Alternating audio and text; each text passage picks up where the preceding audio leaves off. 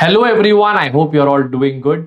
Now we are going to learn about another important question for the upcoming examination, which is actually from the November 2024 RTP on a concept called as the stock lending scheme. This was there in your earlier study material, but now it is not seen in the textbook, but it has come in the RTP. So friends, let me first explain to you what is the meaning of the word stock lending scheme. Friends, normal scenario, what we do is we buy first and we sell it later. Okay, but in a stock lending scheme, we sell first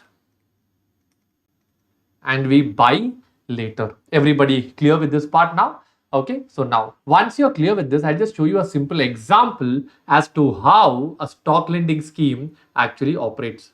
Okay, suppose there are two people, one is A and the other one is B. Okay, so what happens to A is that A is holding shares of Infosys for a value of, let us say, 100 rupees.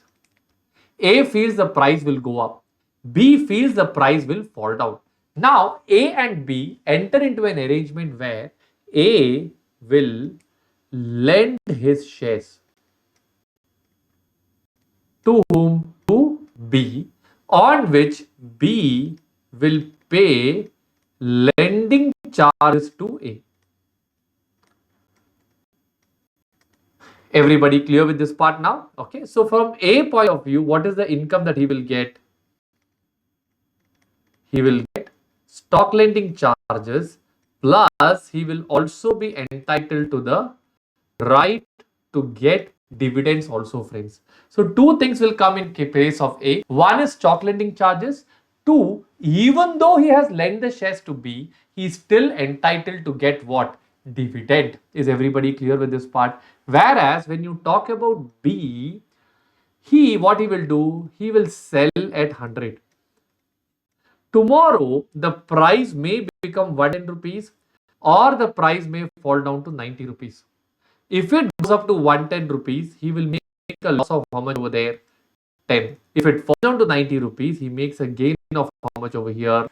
10. This is the main income for B. So B will either make a gain or a loss on short selling.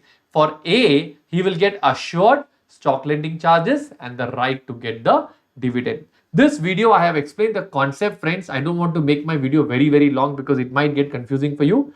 Here I have explained the concept. Next video I will explain the problem solving also. Thank you so much.